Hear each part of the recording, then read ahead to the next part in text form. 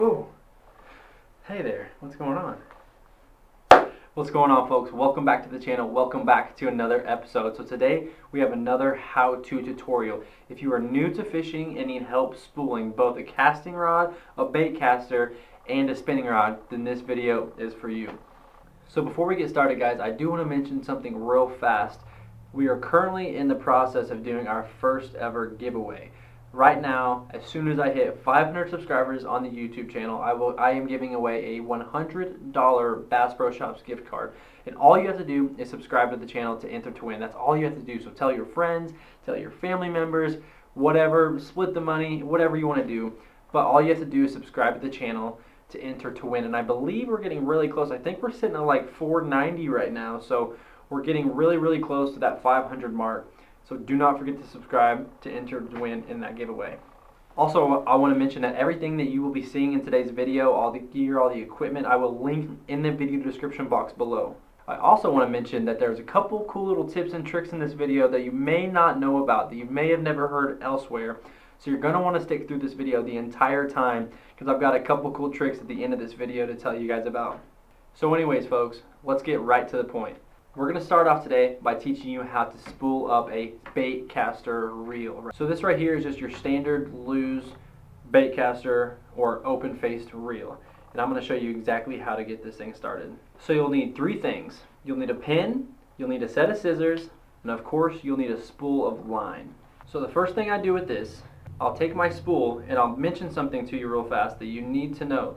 So as you can see, I'm taking it from the top here, and if I were to pull, I'll be pulling from the very top of that spool. You see that?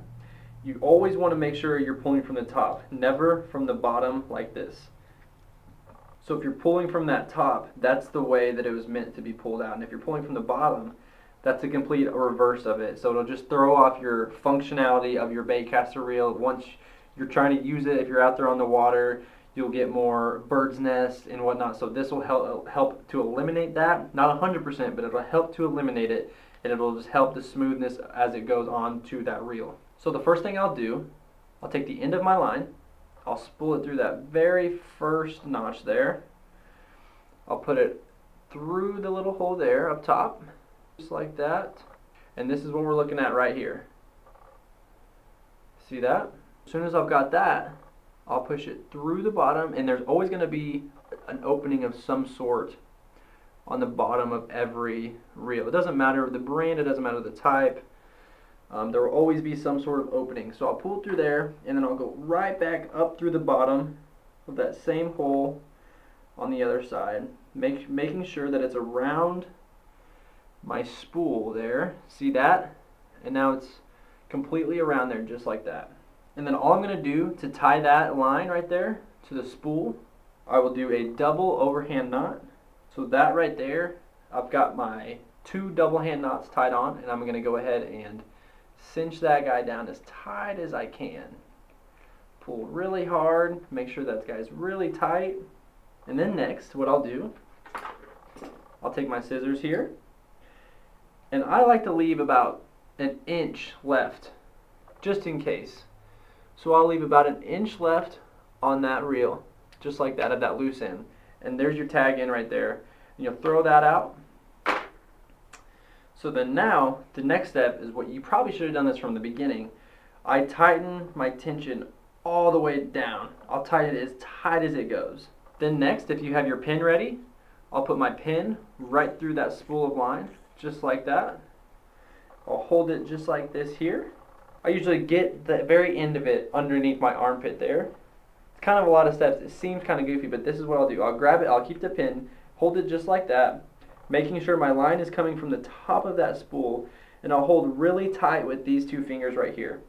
And I'll just get it going, just like this here. One important tip is you really have to, this is a must do, you have to keep tension right there on that line as it's going onto the spool.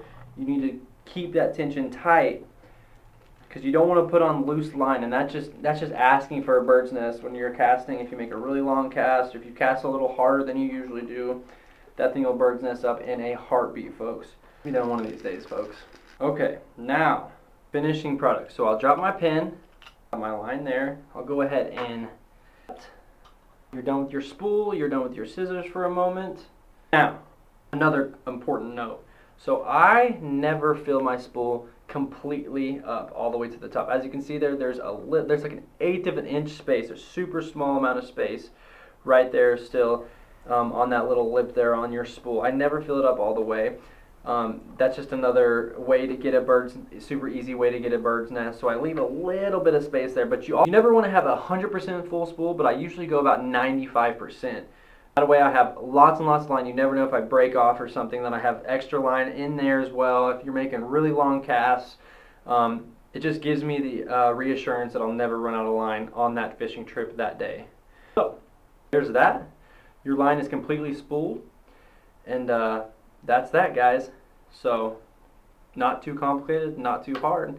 And your next step to get a bait on there would just be to hit that button, release, pull your line through each of the holes all the way up to the top, and there you go. You're ready to tie on your bait and get to fishing this bait caster. Whew. Man, guys, we're just moving right along. Red Bull, lifesaver. Alright guys, now we're going to learn how to spool up a spinning rod. So I'm going to tell you about a couple basic components of the spinning rod itself. And this is a very basic spinning rod. They're all pretty much going to have this same setup here. So this here on top is going to be your line tensioner. This is your bail right here. This is a lock. See how it moves both ways? Choo-choo that way, choo-choo that way, choo-choo that way. I will flip that. It is locked and can only go clockwise now. Of course, your handle, and if you're a lefty, you can take this cap off, switch the sides, and go to a left-handed, and they pretty much all do that same setup there. But anyways, guys, you're going to need the same tools.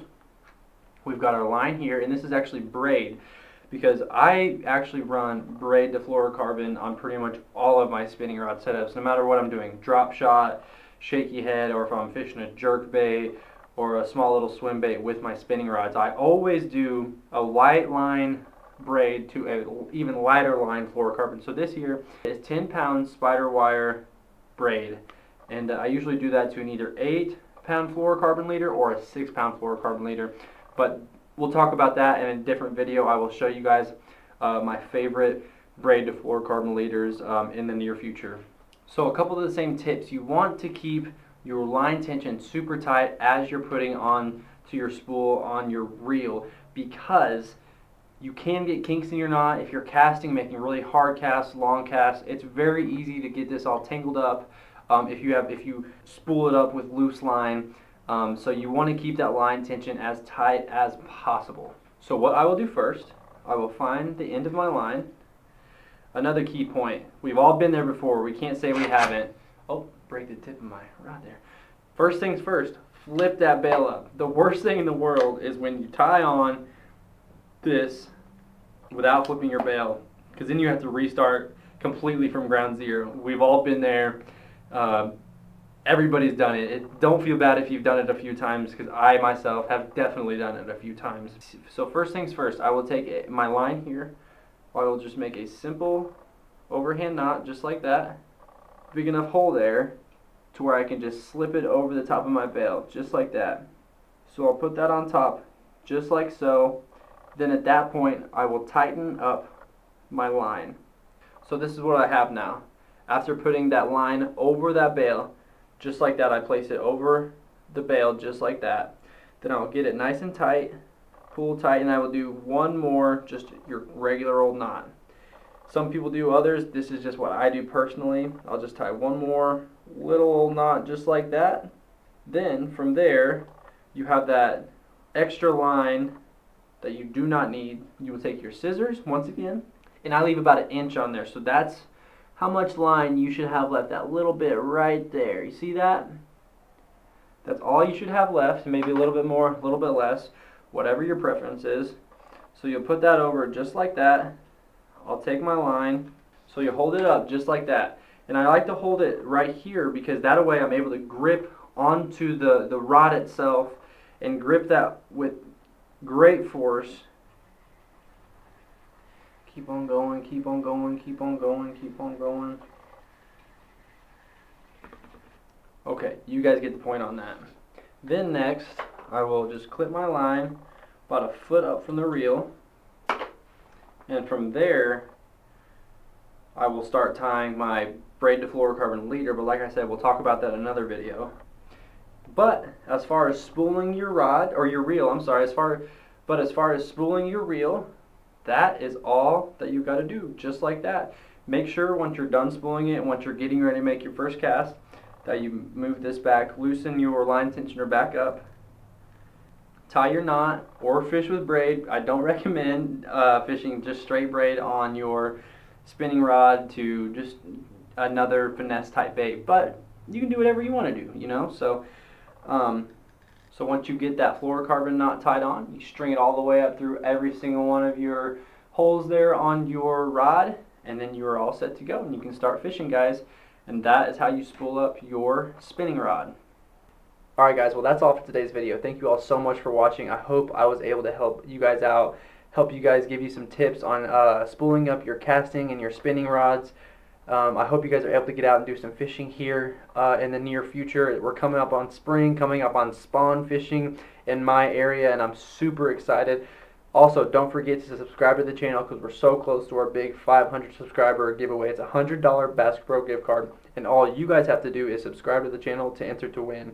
Also, do not forget that all the bait and gear and whatnot that I used in today's video, I will link in the video description box below. But other than that, guys, that's all I have for you today. Thank you for watching, and we'll see you all in the next one. Peace.